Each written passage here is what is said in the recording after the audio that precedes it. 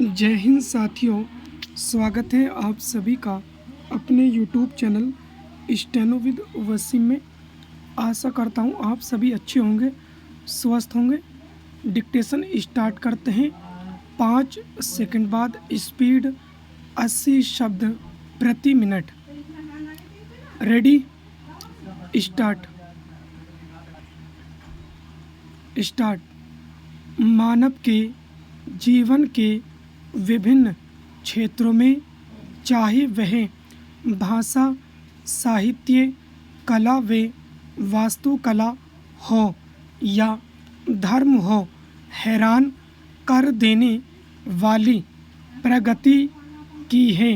क्या आप कभी यह सोचकर हैरान हुए हैं कि यह संभव कैसे हुआ?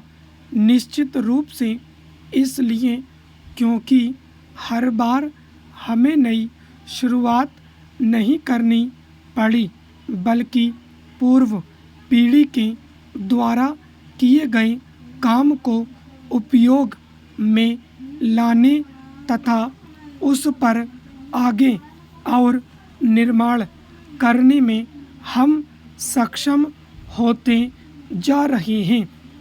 आपने अपने लिए अपनी एक नई लिपि तैयार करने या एक नई भाषा के निर्माण करने के बारे में काफ़ी ध्यान ही नहीं दिया होगा। समाज के एक सदस्य के रूप में यह सब कुछ आपको पहले से ही दिया जा चुका है, जिन्हें आप उपयोग में लाते हैं। फिर आप आने वाली पीढ़ी के लिए इसको समृद्ध करते हैं। यह एक न खत्म होने वाली प्रक्रिया है। मनुष्य के पास प्रारंभ से ही एक अनोखा गुण है, जिसे संस्कृति के नाम से जाना जाता है। चूँकि संस्कृति जीवन जीने का एक तरीका है, इसलिए आपकी एक संस्कृति है, आपके परिवार की एक संस्कृति है, और वैसे ही आपके क्षेत्र और आपके देश की भी एक संस्कृति है। आप भारतीय संस्कृति के अनोखेपन के बारे में एवं इसके विशिष्ट लक्षणों के बारे में जानने के लिए उत्सुक होंगे। पैराचेंज: विभिन्न निर्जातीय समूहों का परस्पर मिल जाना हमारी सांस्कृतिक विविधता का दूसरा महत्वपूर्ण घटक है। अनंत काल से इधर उधर से लोग यहाँ आते रहे हैं और बसते हैं। विभिन्न निर्जातीय समूह यहीं बस गए और यहाँ के स्थानीय निवासियों के साथ घुल मिल गए। अन्य संस्कृति के लोग अपने सांस्कृतिक गुणों, चिंतन और विचारों के साथ आए थे, जो यहाँ की संस्कृति के साथ समायोजित हो गए।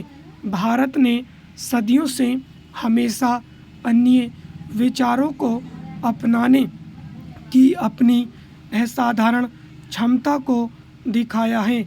इसने हमारी संस्कृति को समृद्ध और विविध बनाया है।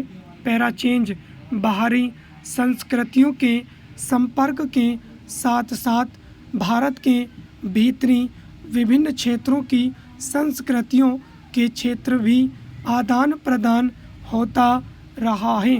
भारत के हर राज्य में विविधताएं एक खास क्षेत्रीय विशेषता का एहसास कराती है। भारत के पूरब, पश्चिम उत्तर और दक्षिण केंद्र अपनी अपनी विशेषताओं के बावजूद पूर्णतः अलगाव में विकसित नहीं हुए हैं। क्षेत्रीय भौगोलिक अवरोधों के बावजूद यहाँ के लोग व्यापार व तीर्थ यात्रा के लिए भारत के एक छोर से दूसरे छोर तक आते जाते रहे हैं। कुछ इलाके शासकों की विजयों और संधियों के कारण एक दूसरे से जुड़ गए हैं। स्टॉप दोस्तों, डिक्टेशन पसंद आई तो लाइक शेयर और सब्सक्राइब करें ताकि सभी तक नोटिफिकेशन पहुंचता रहे। दोस्तों, गले में थोड़ी प्रॉब्लम हो रही है, इस वजह से आवाज़ में इस तरह से दिक्कत आ रही है, तो 1-2 दिन में सही डिक्टेशन हो जाएगी। आप 1-2 दिन एडजस्ट कर लीजिएगा। आप मेरे Telegram group steno with Wasim search करके जुड़ सकते हैं। वहाँ पर आपको महत्वपूर्ण शब्दों की आउटलाइन दी जाती है। धन्यवाद दोस्तों।